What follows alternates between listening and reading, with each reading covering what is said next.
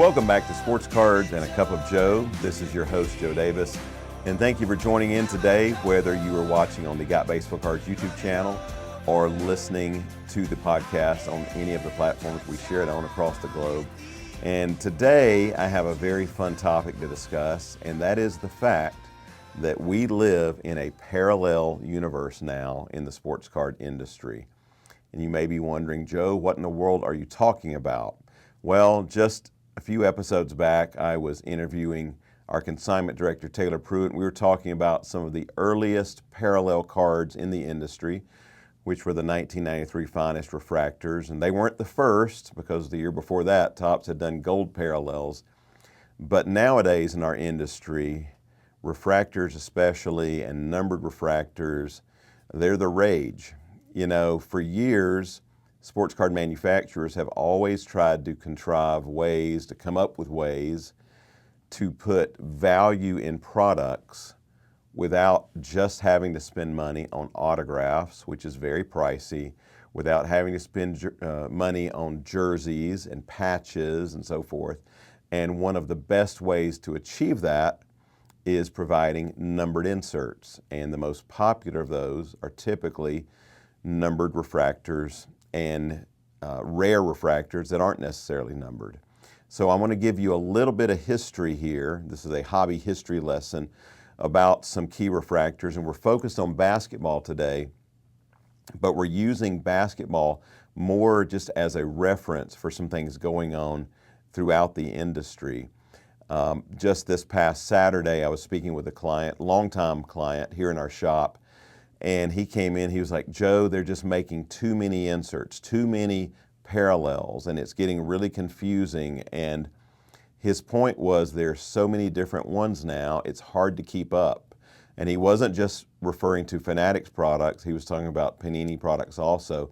And his concern is that there's so many different parallels going on, both unnumbered and numbered, that it's really hard for collectors to decipher what's truly scarce and trying to determine the difference in perceived scarcity versus actual scarcity.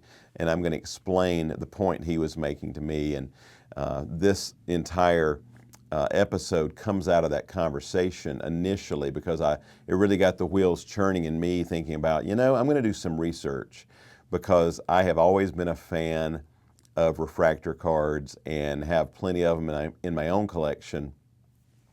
But I started looking back how things have changed, and I'm going to use this year's 25-26 Topps Chrome basketball as my reference point to show what's going on in our industry currently and give you some a look back at some previous versions of that product and what happened in the past. So, of course, sitting in front of me, I've got samples of I've got the hobby box here, blaster box, the jumbo with 3 autographs, and the retail mega box, which has blue X-fractors. Of course, the blasters have the red, white, and blue parallels, and the hobby has autos, and they also have, it says Chase SSP inserts, Helix, and Ultraviolet. There's so many different inserts, but we're going to try to focus just on the refractors to kind of look at what used to go on and what's currently going on to help you see what I'm talking about. So let's go back in time, 1996 Topps Chrome. First Topps Chrome basketball release, Kobe Bryant rookie year, of course. That is by far the most popular rookie in the set. And Kobe Bryant had one version of base card and one version of parallels in that set, which was the base refractors. Now, their estimates, they're not numbered, but estimates that there's probably been between 1,000 and 2,000 of those. That's a good ballpark range. I would guess on the lower to the middle end because you just don't see those much anymore, but I think so many of those have been put up into personal collections over the years. But that was 1996 Topps Chrome. Base cards and refractors. That's it. Fast forward to 2003, LeBron James rookie year. Also Bosch, also Dwayne Wade, also, of course, Darko Milicic. Many people forget about him. But I remember there was a time people were debating would he be drafted ahead of LeBron, believe it or not. But 03-04 Topps Chrome basketball. Now, I'm going to pull out my numbers here to make sure I get this right, because I don't want to quote something incorrectly, but in that set, there were the base refractors, there were the black parallels numbered to 500, there were X-fractors numbered to 200, and golds numbered to 50 for the rookies and numbered to 99 for the veterans. So you're talking about, for LeBron, for instance, there were the base refractors, and then there were 750 numbered refractors. The blacks to 500, the golds to 50, and the X-fractors to 200. Now, let's talk about the golds for a minute, because one of those gold LeBrons, numbered to 50, in a PSA 10, just sold for $1.11 million in a Fanatics Collect auction just last week. That was the second highest sale ever of a LeBron gold refractor. One sold for $1.2 million back in 2022. But in between, there was a sale through Heritage that had dropped as low as $546,000 a couple of years back. So the card has definitely rebounded, but again, using a basketball terminology, it's rebounded. But again, $1.11 million, the first $1 million sale that's been reported of a sports card in 2026. So huge sale, PSA 10, LeBron, gold rookie, gold, Topps Chrome gold, numbered to 50. So we're going to look at today's Topps Chrome product. It's not 2003 anymore. It's 25-26. And this is the first licensed Topps Chrome basketball that has come out since the 09-10 season, which of course was Steph Curry and James Harden's rookie year. But the numbering's a little different now. And this is what I want to get into. And I'm going to play, as much as I can, we're going to talk about both sides of, I'm going to play both sides here, because I'm going to give you my perspective before I dig into these numbers, which are going to be astonishing to some of you. Before we dig into the numbers, I'm going to try to give you my perspective first as a collector, because I do collect a lot of basketball cards. I do collect a lot of basketball rookies and refractors. And I have historically.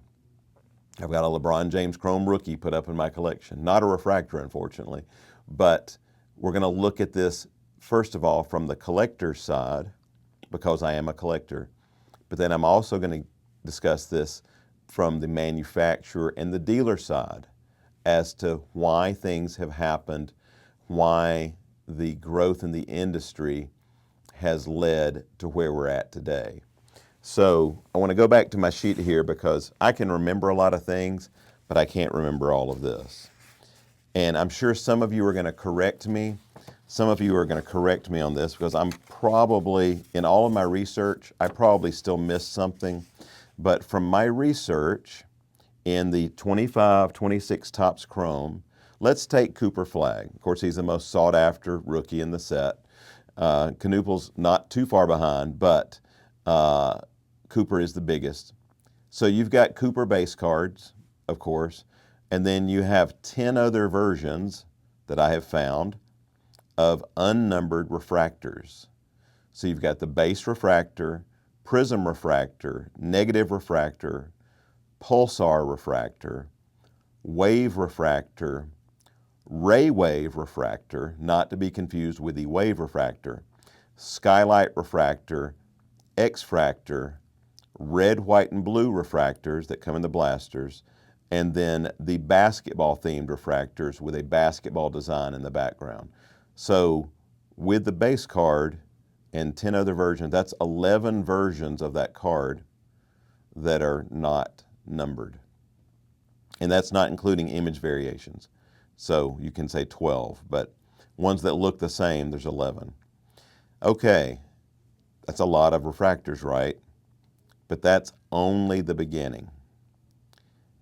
From my count, there are 40 different versions of numbered refractors, ranging from, of course, super refractor 1-of-1s, all the way down to magenta out of $3.99 and teal out of $2.99, yellow out of $2.75, and so forth.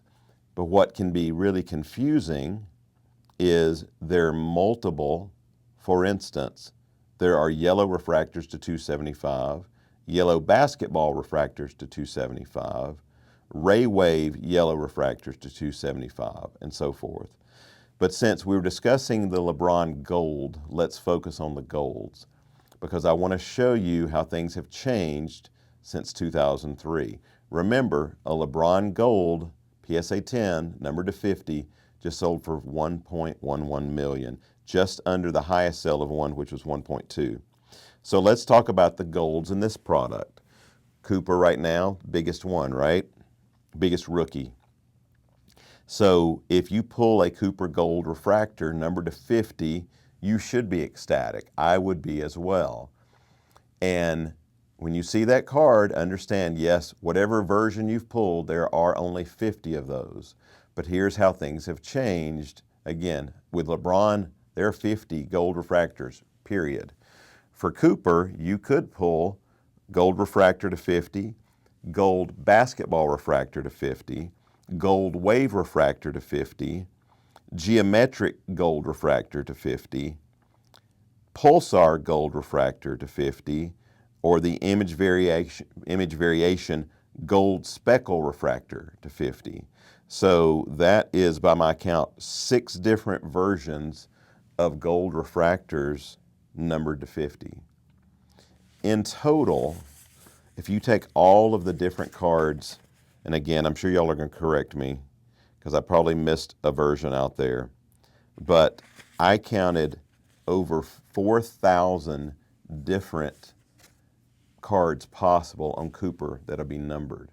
When you add up the 399s and the 299s and the 275s and the 199s, the 150s, the 99s, the 75s, the 50s, the 25s, the 10s, the 5s, so forth, I came up with over 4,000 numbered refractor versions per player. Remember, what did we say in 2003? There were 750 numbered versions of LeBron, and I forgot about the printing plates, but that is a parallel, but we're focused on the refractors. So this year, by my count, over 4,000 numbered Cooper flag cards, and same for any of the others. So my point is perceived scarcity versus actual scarcity. So let's think about it. You pull that Cooper Gold refractor, and you're like, wow, I got a Cooper numbered to 50. It's fantastic. But remember, there's 5 other versions of that card also numbered to 50. So there's really, by my math, that's 300 different Cooper Gold refractor cards out there, just different variations. And you pull a card numbered to 399, a magenta, you're like, oh, that's fantastic. I got a Cooper rookie numbered to 399. Understand that 399 is one of over 4,000 numbered cards on Cooper. So understand that looks great, and it is great, but understand the big difference. Because what if, let's play the what if game. What if Topps had only made one version of numbered? We'll give them the superfractors, we'll give them the 1 of 1s. But what if on everything else, there was only one version, and they were all numbered to 4,000 and change? It wouldn't be nearly as exciting, would it? You pull that card and you're like, hey, I got a Cooper numbered to 4,017, or whatever number it comes out to. Not quite as exciting, right? So let's talk perspectives. And I'm going to talk about why the hobby has gotten to this point. Because I'm not blaming Fanatics for this. I'm not blaming Panini when they do similar things with parallels in their products with multiple versions. And it's hard for us as retailers to keep up. So first of all, as a collector, when I was doing this research, I'm like, you've got to be kidding me. How in the world can they make this many versions? And so I've decided, starting today, I'm going to pick one player, a common at that. I'm going to find somebody I like. I haven't figured out who yet, but I'm going to try to buy up one of every version, except maybe the superfractor, because those are tough to find. But I'm going to try to buy one of every version and put them on display here at our store in Loganville, Georgia, just to show collectors what they're actually, if they say, I want to build the rainbow of this player, that's a big, wide rainbow with over 50 versions of that card. But I think that would be so cool to put up a display in the store showing that. So as a collector, though, that's a big challenge. It's one thing, you go back to 2003 and you say, all right, I'm going to get LeBron's rookie, his refractor, I'm going to get the black refractor, the X-fractor, and maybe I'll stretch the budget and buy a gold. Again, to buy one now, you seriously got to stretch that budget. But I'm talking 23 years ago. What could you have done? You could have bought all of them much more affordably, and there was only a few of them. But nowadays, say you want to get every version of Cooper Flag or XYZ, Dylan Harper, whatever rookie you're chasing, and you start that pursuit, and you're like, all right, I've got 30 versions of that card now. You're barely over halfway there. So for collectors, I understand, like my friend that came in, why this is very frustrating, because it's hard to be a completist in this industry anymore, even for one player. If you want to own every version, you're going to spend a lot of money chasing every version of one player, especially these rookies that are highly in demand. So I get it, and I get the perspective of collectors being burned out because it feels so insurmountable to truly collect in that way. Now, let me talk about the side, the manufacturer side and the retailer side. Again, imagine Fanatics just made one parallel that was numbered, and they were all numbered to 4,000 and change, which is what my math came out to. Wouldn't be nearly as exciting, would it? Because once you've pulled one, you're like, okay, well, I got me a numbered Cooper rookie, cool, I'm good to go. The chase is to hunt down all those different versions, or as many as you can, right? Or the one that looks the best to you. I love, purple's my favorite color. A lot of you who have listened in the past know that, and there are some cool purple parallels that would be fun to chase. And I love the basketball design. I think that's really unique. And of course, I love anything low numbered. I love the really low numbered refractor. I love the negative design as well. So there's so many cool designs out there. And I would love to meet with the team, the design team from Topps for this particular product, who came up with all these versions, because there are so many different ones. But as the manufacturer, I'm sure when they're planning out this product, and they're like, okay, we need to do some unique stuff for the hobby, for the jumbos, for the blasters, for the mega boxes, and different retailers, like sometimes, as you know, Target or different stores might get an exclusive version of a product, as they did with, there was a Target exclusive Topps flagship basketball blaster with special inserts for them. So understand, hobby shops like ours here in Loganville, Georgia, we want products with exclusive inserts. We want to say, get this box from us. It's the only place you can get this insert or that insert. But big box retailers do the same thing. They're like, hey, we need something exclusive. And nowadays, there are so many big box retailers who want to carry Fanatics products and Panini products, and they're all wanting something unique. They want something to differentiate their products from others. So that's part of the issue. As a manufacturer, they need to please hobby shops. They need to please Dick's Sporting Goods. They need to please, Walmart and Target and so forth. And so they're trying to come up with things that can be unique for each store, for each chain, and each division of distribution for products, and at the same time not overproduce. And so also, as I go back again, if it's just one numbered parallel, numbered over 4,000, we wouldn't be nearly as excited. Would you be excited to open a box, say, I'm chasing a numbered card out of 4,000? But if your opening box is chasing cards numbered to not only the one of ones, but the one of fives, the one of tens, and so forth, it's a lot more fun chasing all that, right? So both collectors and manufacturers get it, that perceived scarcity is exciting. And it's not really perceived, it's real. You pull a gold refractor to 50, there are only 50 of those. But the point I want a lot of you to understand is you've got to grasp that you pull that card out of 25 or 50 or whatever. Understand there's other versions, similar versions. There's other orange refractors numbered to 25 besides the version you pulled. There's other golds numbered to 50. 5 other versions besides whatever version you pull. And long term, that's going to have a dramatic impact on the resale value because there are so many different ones out there. Now, nothing has slowed this product down. We blew through nearly everything we got very quickly. These are some scraps literally of our inventory left over.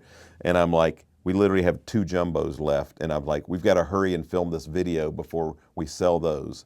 So I can at least show them in the video. But we're pretty much out of this product. I think the only thing I have any cases left on is blasters, and even those are selling well.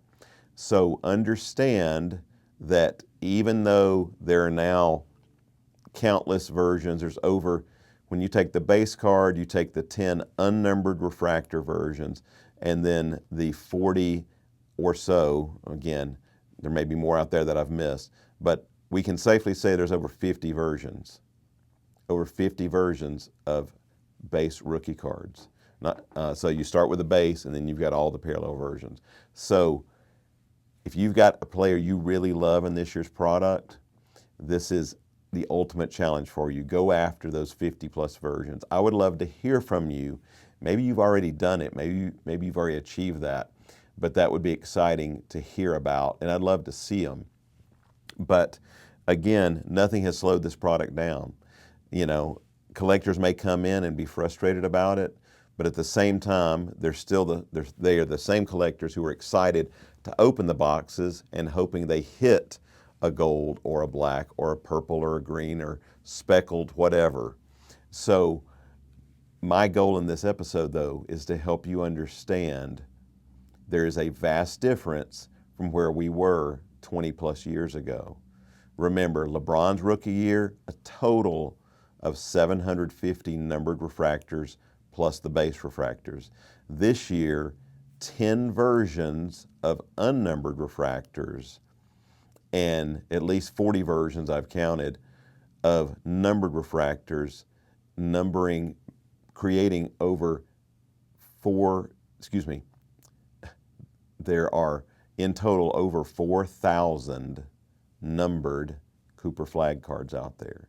So exponentially more than there were back in 2003, exponentially more than there were in 2009, the last time there was a licensed Topps Chrome basketball product.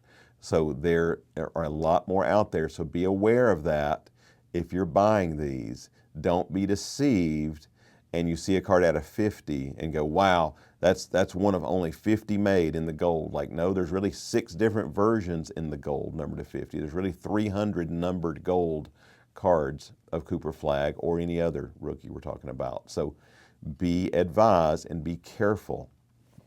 When a product is new, this has only been out a few weeks, when it's red hot like this, it is very easy to overpay for singles before the market is established.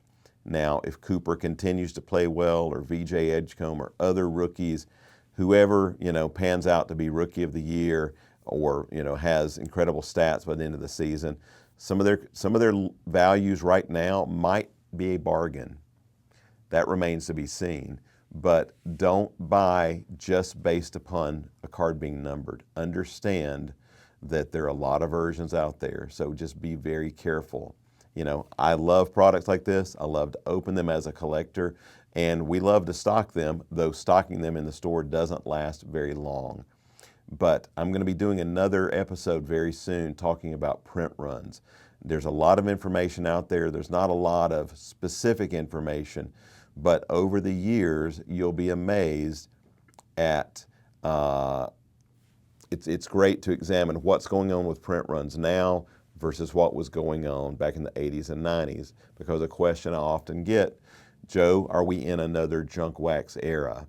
And to answer that, I'm going to in an upcoming episode, because I'm going to compare current print runs back to my heyday as a teenager and as a shop owner back in the 90s to what I was experiencing then. And I'm even going to talk to you about what I believe were the peak production years and what things led to a trailing off of production in the late 90s and what we're experiencing today, and compare numbers. And it's really fascinating to look at that data. And I'm still doing my research, but I'm giving you a sneak peek of something to come. So I hope this has been educational. I hope it will help you when you're making buying decisions. So be careful. It's fun to buy those colored refractors. It's fun to buy those low numbers, but buy with wisdom, buy with insights, buy with knowledge. Make sure you know, well, how rare is that card really? Do your research and understand, just like this was eye-opening to me, and I hope it has been to you.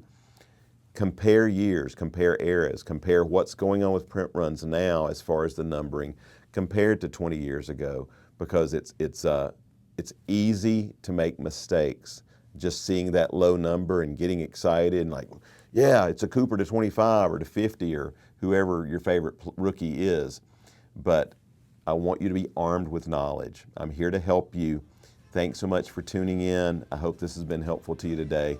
Remember, most importantly, that Jesus loves you so much, he gave his life for you. And I think each of you are awesome too, and I can't wait to get back with you next time. Have a great week, everyone.